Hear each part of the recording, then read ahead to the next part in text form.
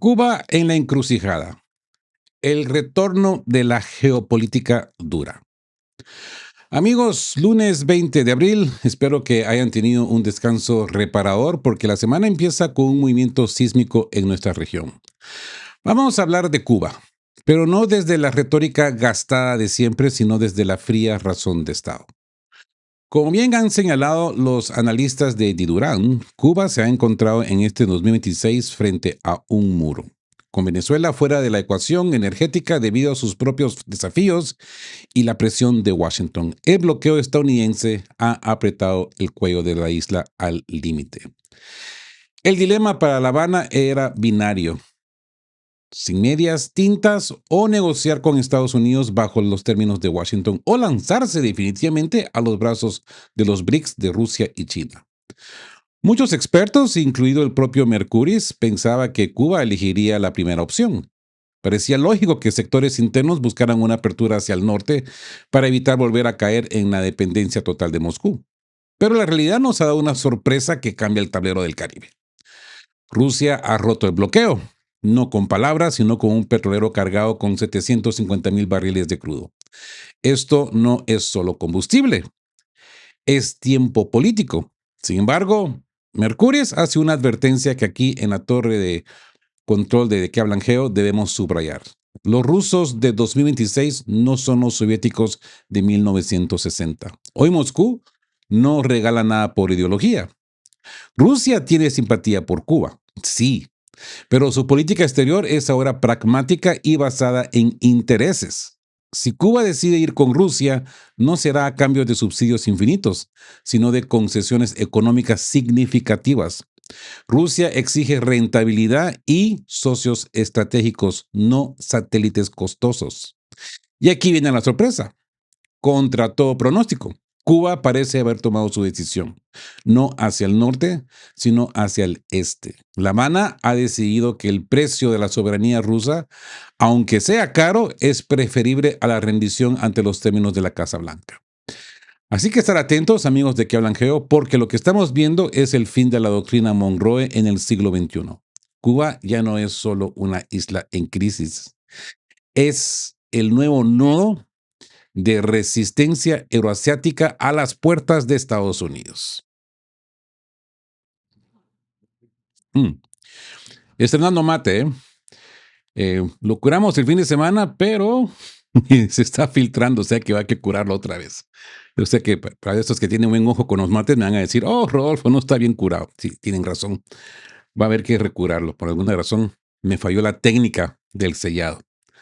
Así pues que hay que preparar otro asado. ¿Qué hacer, no? Y bueno, amigos, entremos al mensaje de Moscú. Esas 100,000 toneladas de desafío.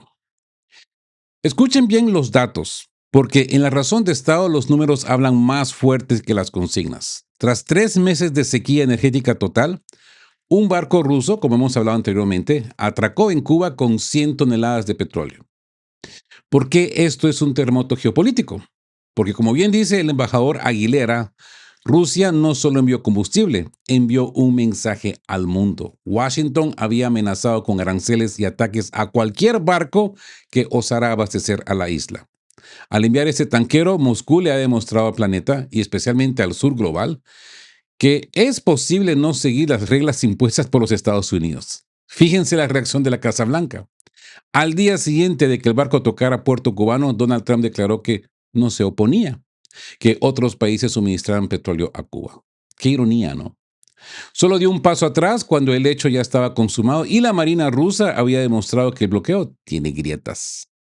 Es la clásica táctica de Washington, ¿no? Cuando no pueden detener el golpe, fijen que permitieron que ocurriera. Otro taco de Donald Trump, ¿no? Pero no se engañen, la situación es crítica. El embajador es claro, esto es una guerra económica. Sin electricidad no hay sistema de salud, no hay producción de alimentos, no hay vida normal. Para Washington, Cuba es un obstáculo a su dominancia y por eso le han declarado como una amenaza extraordinaria, mediante orden ejecutiva este pasado 29 de enero de 2026.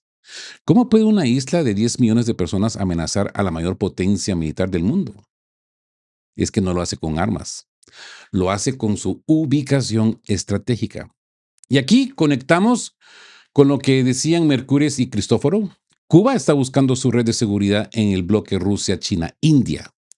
La presencia de Moscú en energía y transporte, junto al apoyo de China en la transición energética e India en el comercio. Nos dicen que La Habana ha dejado de mirar al norte para sobrevivir. Vigilad, amigos, el petróleo ruso en La Habana es la prueba de que el mundo multipolar ya no pide permiso. Pero recuerden, este apoyo viene con un precio y Rusia ha venido a cobrar su parte del tablero. Ujú. Así que entramos a la rusificación de la economía cubana. Presten atención porque aquí es donde la razón de Estado se separa de la nostalgia ideológica. Alexander Mercures nos confirma lo que sospechábamos, y es que el apoyo de Moscú no es un cheque en blanco. Tras la visita estratégica de Ryabkov a La Habana, no se habló de lealtad eterna y apoyo en la hora de necesidad. Ha comenzado la fase operativa. No solo viene más petróleo, ahora viene diésel refinado para poner en marcha los camiones y el transporte que mantienen viva la logística de la isla. Pero ¿a qué precio?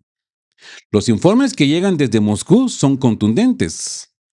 Estamos asistiendo a una toma de control rusa de sectores claves de la economía cubana. No es un subsidio soviético, es una reestructuración cooperativa. Sí.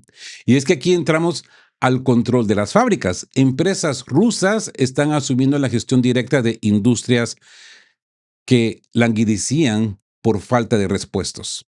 Modernización tecnológica. Se están enviando máquinas, herramientas y piezas para actualizar plantas que fueron diseñadas originalmente en la era soviética. Rusia tiene la tecnología y los planos, ahora también tiene el mando. ¿Mm? El nuevo modelo. Cuba ha decidido que es preferible ceder soberanía económica a Moscú que rendirse públicamente ante Washington. No volveremos al modelo de los años 70, pero sí a una Cuba donde el rublo y la gerencia rusa pasarán más que nunca. La Habana, pues aparentemente, allá, amigos de La Habana, escríbanos si todo esto concuerda, si es cierto, pues ha hecho su elección. Entre el bloqueo asfixiante de Trump y la rusificación de su industria, pues han elegido el camino del este. Han decidido que el riesgo de ser una plataforma estratégica para la multipolaridad compensa el costo de entregar las llaves de sus fábricas. Hay que estar atentos, amigos, porque mientras Washington firma decretos declarando a Cuba una amenaza, Moscú firma contratos que convierten a esa amenaza en su base logística más avanzada en el hemisferio occidental. Ahora bien, hacia el 1962 digital, el choque naval en el Caribe.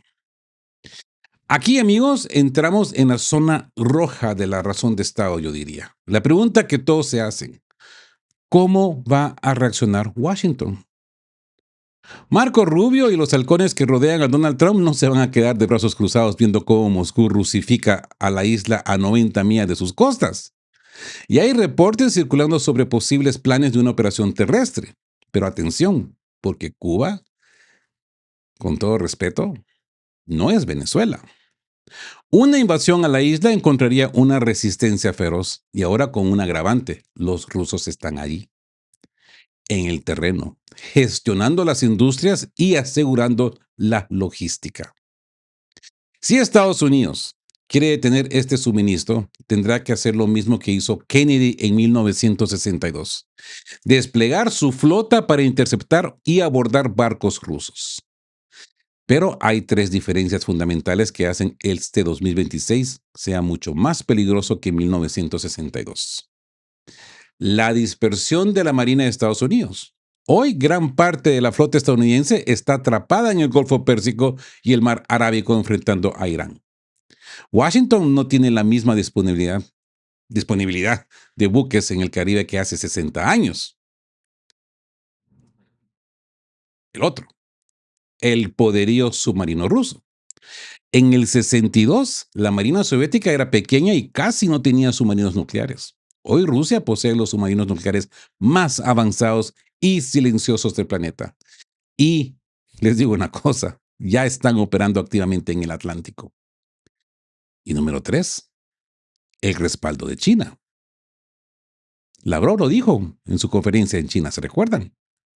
A diferencia de la Guerra Fría, hoy Moscú tiene la espalda cubierta por el gigante industrial chino y el bloque de los BRICS. Un bloqueo naval hoy no solo sería una provocación, sería el inicio de una guerra de alta tecnología bajo el agua y sobre ella. Estamos ante un escenario donde una mala decisión en el estrecho de la Florida podría desatar una conflagración global. Mientras el mundo, pues, ya arde en el estrecho de Hormuz. Estar atentos, amigos, vigilad, porque si la Marina de Estados Unidos decide abordar un petrolero ruso protegido por la presencia silenciosa de los sobrinos clase Yasen, entraremos en un territorio donde la diplomacia habrá muerto definitivamente. La Habana ha jugado su carta. Moscú ha respondido. Ahora la pelota está en el tejado de Mar-a-Lago. Y en este juego de razón de Estado, el margen de error es cero.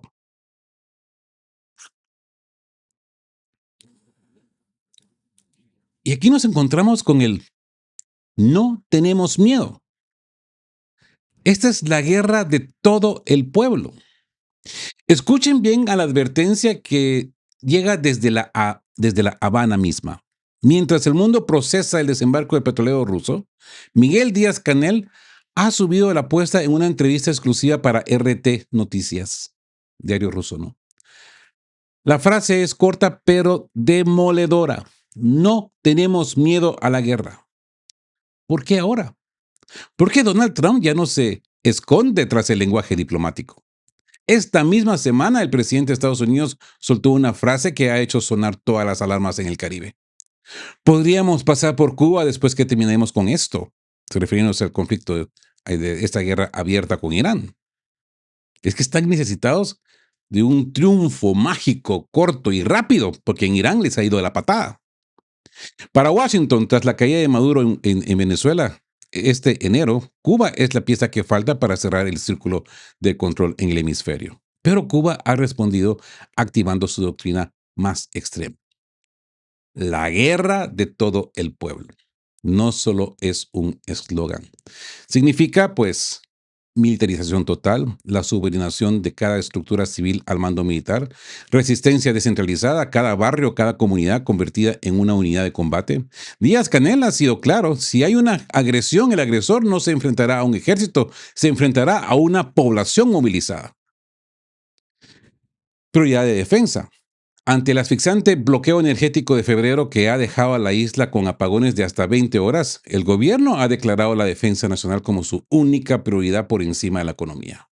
Díaz-Canel lo defiende como un Estado sitiado, no un Estado fallido. Sabe que el Pentágono está ultimando planes de ataque y que el 29 de enero se firmó la orden ejecutiva que los etiqueta como una amenaza extraordinaria. Así que hay que estar muy atentos, con los ojos bien abiertos ahí por el Caribe, porque lo que estamos presenciando es el choque de dos voluntades de acero. Por un lado, la determinación de Trump de erradicar cualquier rastro de influencia euroasiática en su patio trasero, y por otro, una Cuba que con respaldo logístico de Rusia y la movilización total de su gente ha decidido que prefiere el combate al colapso por hambre. Como bien dicen en Durán, si los submarinos rusos ya están en el Atlántico y el pueblo cubano ya está en pie de guerra, cualquier parada de Trump en la isla puede ser el inicio de una tragedia de dimensiones incalculables. La razón de Estado nos dice que el conflicto es inminente. La razón humana nos advierte de su costo.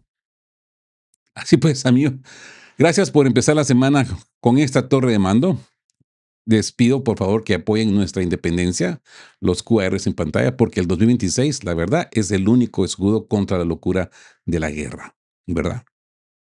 Y así pues que entramos al Pacto Kennedy-Khrushchev 2.0, racionalidad o guerra.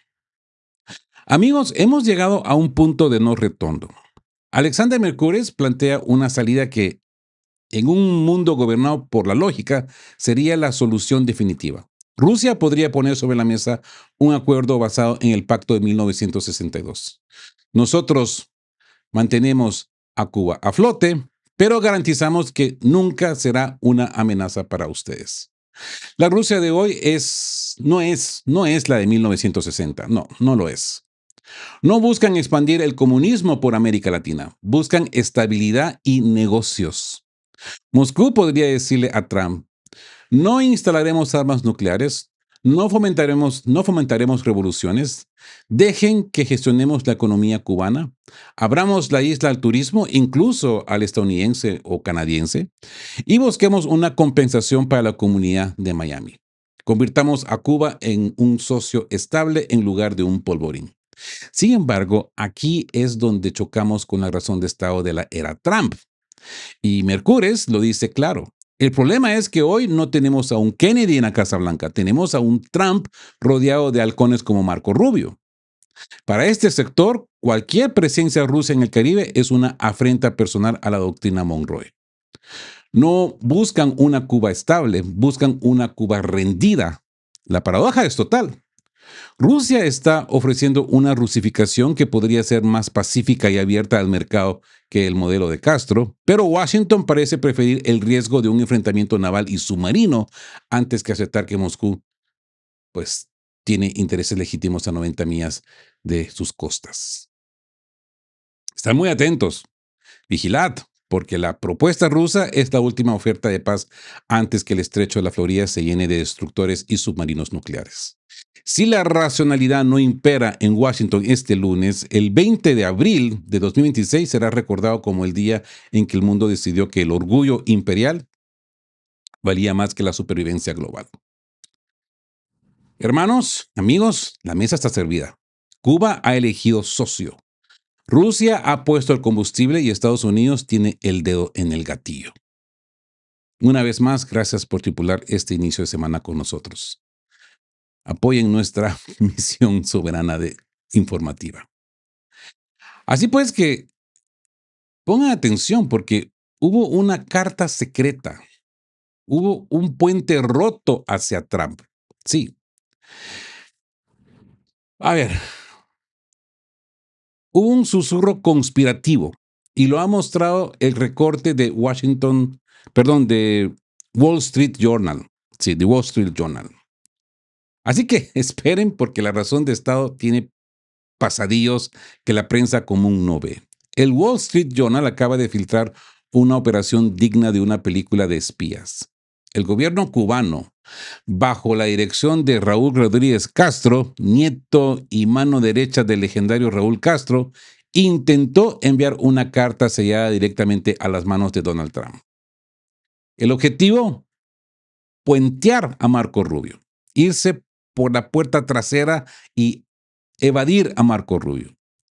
La Habana sabe que el secretario de Estado, hijo de inmigrantes cubanos, es el arquitecto de la política de presión máxima y no descansará hasta el cambio de régimen. La carta entregada por un empresario de lujo en Miami proponía acuerdos económicos e inversiones a cambio de alivio en las sanciones, advirtiendo que Cuba ya se prepara para una incursión militar. Pero la jugada fracasó. La seguridad en el aeropuerto de Miami interceptó al mensajero y la carta nunca llegó al escritorio de Trump. Terminó en las manos de los mismos halcones que Cuba quería evitar. Algunos analistas en Washington lo llaman una tontería desesperada. Pero en la torre de mando de que hablan Geo lo vemos de otra forma. Es la prueba de que el sector más poderoso de la isla intentó una última salida pragmática antes de entregarse por completo a la rusificación industrial que venimos analizando el día de hoy. Al fallar este canal secreto, a Cuba solo le quedó un camino: el brazo de hierro con Moscú. Cuando no puedes hablar con el presidente porque sus secretarios te bloquean el paso, la única diplomacia que queda es la de los tanqueros de petróleo y los submarinos nucleares. Así que vigilad, porque cuando los puentes secretos se rompen, lo único que queda es el ruido de las botas y podríamos decir que la suerte está echada. Así que nos vemos a este ultimátum de la ventana estrecha. Esto acaba de cambiar, pues, la temperatura de la crisis. Mientras los barcos rusos rompen el bloqueo en los muelles, una delegación del Departamento de Estado ha aterrizado en La Habana con un documento que es, en la práctica, un acta de capitulación económica. Washington le ha dicho a Cuba que tiene una ventana pequeña para reformarse antes de que las circunstancias sean irreversibles. Pero miren lo que piden, porque aquí la razón de Estado se vuelve descarada. Transición al mercado. Exigen el fin del socialismo y la apertura total al capital privado bajo supervisión estadounidense.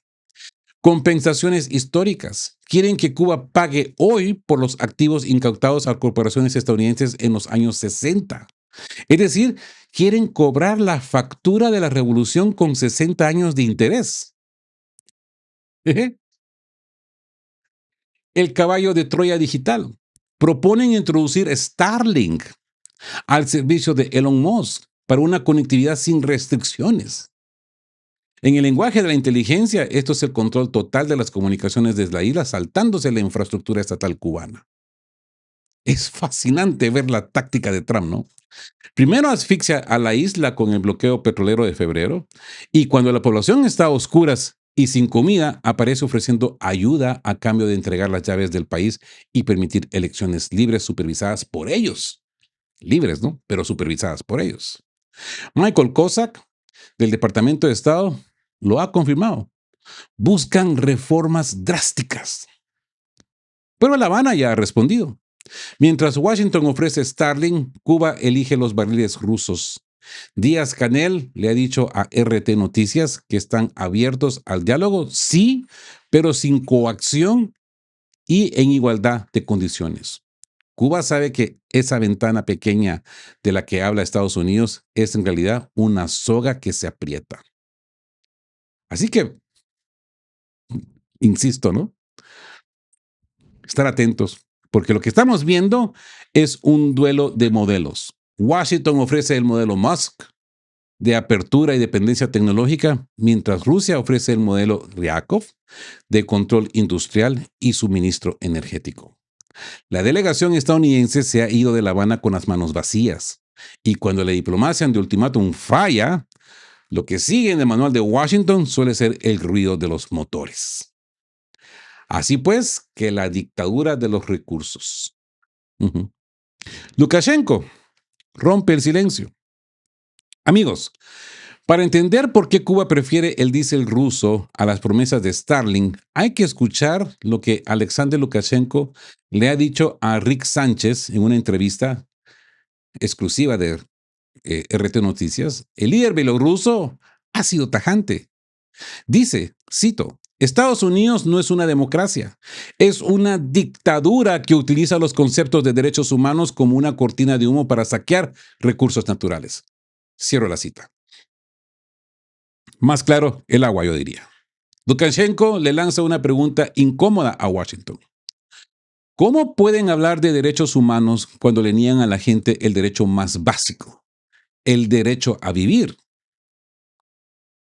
Se refiere, obviamente, a masacres como la del colegio iraní en Minab, el pasado de febrero, donde murieron 175 niños, personas, la mayoría niños.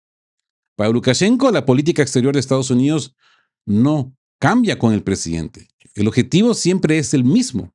Y es lo que decimos siempre acá en De que hablan Geo, ¿no? No importa quién sea el presidente en Estados Unidos, el objetivo, o por decirlo así, la agenda siempre es la misma. Controlar el petróleo y el gas por cualquier medio necesario. Esta es la esencia de la razón de Estado imperial. Bombear retórica democrática mientras se aprieta el cuello de naciones como Venezuela y Cuba. Lukashenko ve en el asedio al Caribe el mismo patrón que en Oriente Medio. Si un país tiene recursos o una ubicación estratégica y no se somete, pues se les destruye en el nombre de la libertad. ¿Mm? Para el Kremlin y sus aliados, como Bielorrusia, el apoyo a Cuba no es solo una cuestión de emoción histórica, es un frente de resistencia contra lo que Lukashenko defiende como un sistema que rompe y destruye sin mirar a quién. Así pues, amigos, que llegamos al duelo por la soberanía. Amigos, este lunes 20 de abril de 2026, el cuadro está completo. Por un lado, tenemos a Washington ofreciendo una ventana pequeña de reformas drásticas, Starlink y compensaciones millonarias. Por el otro, tenemos a Cuba militarizada bajo la guerra de todo el pueblo, recibiendo 100 toneladas de crudo ruso y escuchando el respaldo de voces como Lukashenko que llaman a las cosas por su nombre. Ah, sin olvidar que ya va en camino otro barquito ruso, pero esta vez con diésel. ¿Mm? La Habana ha entendido que en este 2026 la ayuda del norte viene con cadenas, mientras que el socio del este, aunque exija concesiones industriales, le permite seguir existiendo como obstáculo a la dominación imperial. Vigilad, porque cuando la mayor potencia del mundo declara a una isla de 10 millones como una amenaza extraordinaria, es porque sabe que el petróleo ruso y la dignidad cubana son el principio del fin de su control absoluto sobre el hemisferio. Amigos, gracias una vez más por tripular este inicio de semana conmigo aquí en la torre de mando de Que Hablan Geo. Apoyen nuestra independencia informativa. QRs en pantalla, como alguien me aconsejó, ponerlos ahí abajo, Rodolfo, ponlos ahí abajo. Pues ahí están. Gracias. Seguiremos más adelante con más información que tenemos de los últimos ataques entre Ucrania y Rusia, devastadores y con consecuencias graves. Y lo último que tenemos de este fin de semana con respecto al estrecho de Hormuz, que por decirlo sinceramente, no hay muchos cambios. Solo hay un se abre, no se abre, se abre, no se abre, se abre, no se abre. Pero bueno, hablaremos de todo ello. Y como siempre les digo, queridos todos, estén juntos, fuertes, siempre buscando por la verdad y sean justos. Quedamos QAP. Chao, chao. Queremos recordarles que este espacio tiene un fin estrictamente educativo e informativo, basado en fuentes verificadas para fomentar una comprensión profunda de los hechos globales. Nos oponemos a la desinformación. Nuestra meta es el intercambio de conocimiento y análisis crítico, siempre bajo el respeto a todas las partes involucradas.